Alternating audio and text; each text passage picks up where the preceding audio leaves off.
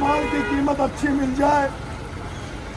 हमारे आज इस माल को लेके आए, उसकी बोली अच्छी लग जाए, और उस बोली अच्छी लगने के बाद जो हमें पैसा मिले, कोई अपने बच्चों को फीस जमा कराने का प्लान कर रहा होगा, सपना बना रहा होगा, कोई अपने घर में हारी बीमारी को दूर करने का के लिए उस हार्डकोर मेहनत करके बाद जो फसल लेकर आते हैं उसको बेचने आया होगा।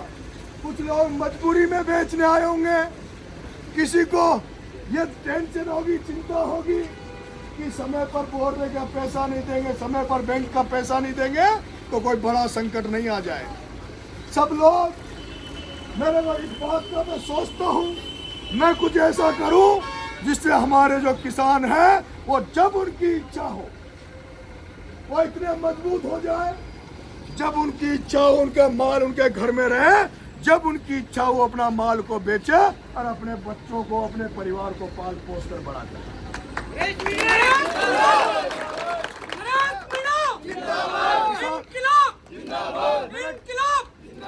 मेरे किसान भाइयों, मैं भी आप ही का बेटा हूँ, किसान घर में पैदा हुआ हूँ और खेती बाड़ी से जुड़ा हुआ हूँ।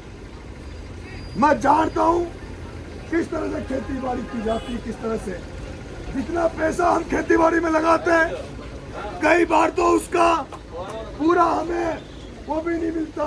कभी लहसुन 35,000 बिकता है तो कभी 2 रुपए सैकड़ा किलो में 2 रुपए किलो में बिक जाता है। एक किसान जो 35,000 में बेच रहा है वो किसान तो छोटा मोटा नुकसान सहन कर सकता है, लेकिन जिस साल लहसुन 25,000, 15,000, 35,000 बिक जाता है उसको देखकर, उससे उत्साहित होकर मैंने ऐसे लोग देखे जो टैक्सी का धंधा चलाते हैं, ऑटो का धंधा चलाते हैं, तो छोटी मोटी किराना की दुकान चलाते हैं, वो लोग इस रेट को देखकर एक साथ लहसुन बो देते हैं और फिर पता चलता है कि लहसुन 2 रुपए किलो बिक रहा है।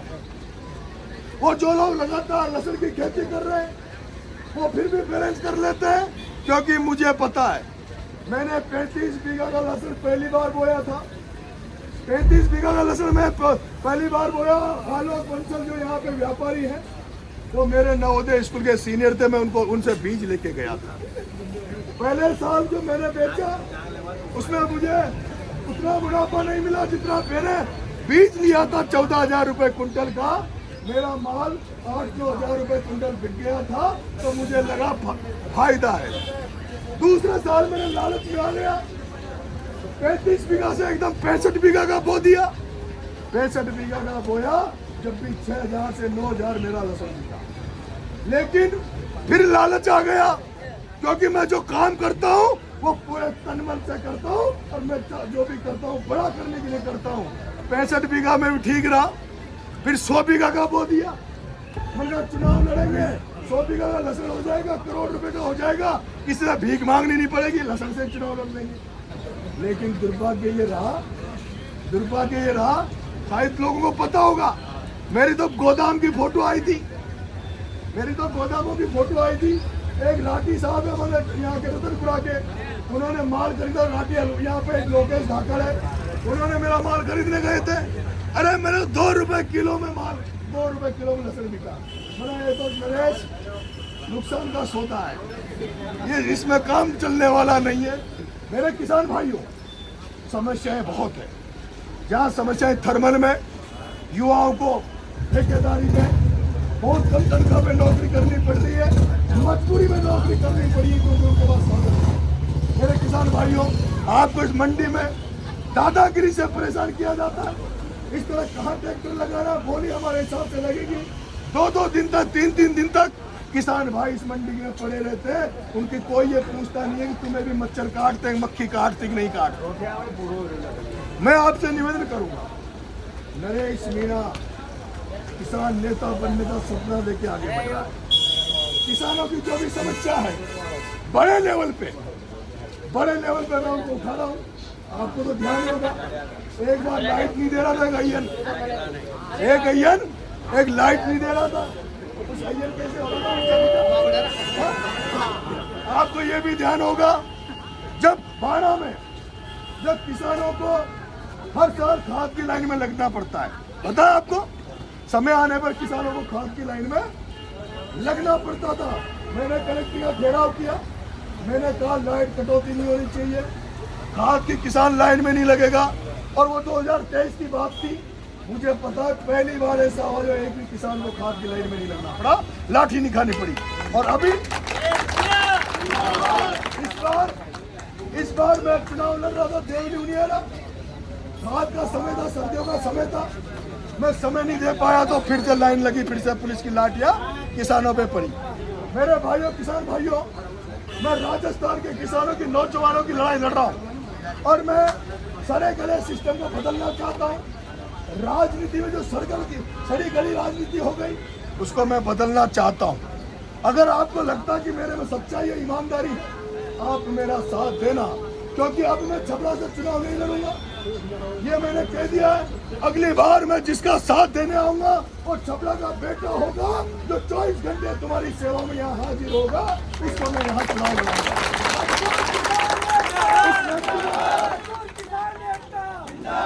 उस व्यक्ति को चुनाव लड़ाऊंगा जो यहाँ का बेटा होगा, जो 24 घंटे 365 दिन जनता के बीच में रह के काम करेगा।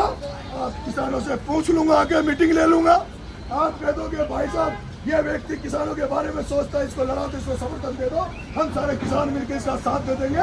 मेरे बच्चों की कसम खा रहा हूं, उसी को चुनाव लड़ा दूंगा, उसी के साथ नंगा फकीर होकर उसके साथ खुले मंच में निकल जाए। हमारा नेता कैसा हो, जैसा हो, हमारा नेता कैसा हो। मैं चाहता हूँ राजनीति साफ सुथरी हो, अच्छा व्यक्ति बने। राजनीति में जात पात नहीं देखनी चाहिए, राजनीति में धर्म को नहीं देखना चाहिए।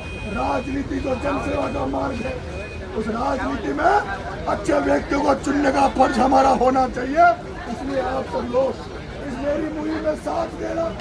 अगर आपको लगता है मैं अच्छा कह रहा हूँ, किसान भाइयों है, मेरे किसान भाइयों, एक बात और सुन लो कान खोल।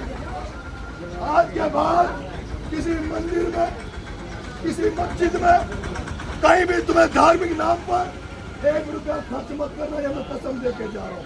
कहीं दान मत करना, मंदिर में 1 रुपया मत लगाना। अगर लगाना है तो अपने बच्चों के भविष्य बनाने के लिए अपने गांव के स्कूल में लगाना, अपने गांव के स्कूल में लगाना। मैं चाहता हूँ अगर आपको दान करना है, आप सक्षम है, पैसे वाले हैं, तो अपने गांव के शमशान घाट में लगाना, अपने गांव के शमशान घाट को अच्छा बनाना, अपने गांव में पौधे लगाओ, अपने आसपास पेड़ पौधे लगाना, जिससे अच्छी हवा सब लोग ले सके। मंदिर में केवल आस्था रखो, आस्था। अरे आपके घर में मंदिर है, जहाँ आपके माँ बाप है उनकी सेवा करो, वो मंदिर है। आपके बच्चों को पढ़ा लिखा कर अच्छा करो, वो मंदिर है। अरे भगवान नहीं कहता, भगवान शंकर भगवान तो पहाड़ों में रहते थे, उनको क्या जरूरत है हवेली जैसे मंदिर बनाने की, उनको क्या जरूरत है। भगवान राम तो सबरी के पेड़ खाते थे, 14 साल जंगल में रहे। क्या राम भगवान क्या तुम्हारे किसानों के खून पसीने के पैसे मांगेगा क्या भगवान ये कहेगा कि किसानों तुम अपने बच्चों को मत मारो, तुम अपने घरों को मत बढ़ाओ, तुम अपनी झोपड़ियों में रहो, तुम पक्के मत पगार में रहो? क्या भगवान ये कहेगा कि तुम अपना पेट काट के उसके लिए पैसा खर्च करो? भगवान नहीं कह रहा, वो बाबा खाटू श्याम नहीं कह रहा, नरेश मीणा खाटू का भक्त है। बाबा खाटू मुझे दिखता है, बाबा खाटू कहता है नरेश कुत्ता कहाँ जाए। बाबा खाटू ये लोग जो मान हुए, देवनारायण भगवान, तेजाजी महाराज, इन लोगों ने क्या किया है, बलिदान किया है अपने लोगों के लिए। ये देश बर्बाद होता जा रहा है, जिन मंदिरों में, ट्रस्टों में हम चंदा चढ़ा के आते हैं, उन ट्रस्टियों के मालिक उस चंदे के पैसों से शराब पीते हैं, वेश्यावृत्ति करते हैं। मैंने देखा है मेरी आंखों से। मैं आपसे कहना चाहता हूँ, वो किसान भाई जो जिसके 1 बीघा जमीन है, वो किसान भाई जिसके 1 बीघा भी जमीन है, वो कितना धर्म करता है पता है आपको? अरे खुद को पहचानो, अंधाता हो, खुद को पहचानो, खुद की ताकत को पहचानो, अंधाता हो।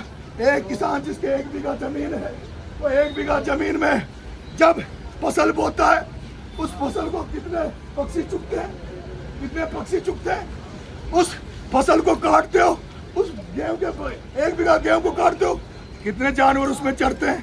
तुम्हारे खेत की मेड़ पे जो पेड़ पौधे लगे हुए हैं उनमें कितने पक्षी अपना बसेरा करते हैं। अरे तुमसे बड़ा दानदाता तो धरती में कोई हो नहीं सकता।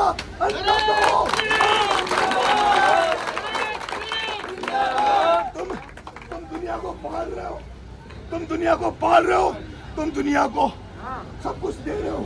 मैं तुमसे आग्रह है किसान भाइयों, अपनी दशा को सुधारना है, अपनी दिशा को सुधारना है, अपने बच्चों को पढ़ाओ। स्कूल को मंदिर मान लो, स्कूल को जिस दिन मंदिर मान लोगे उस दिन तुम्हारा मंदिर भगवान उसी मंदिर में उसी स्कूल में मिलेगा, तुम्हारे बच्चों को भगवान उसी स्कूल में मिलेगा।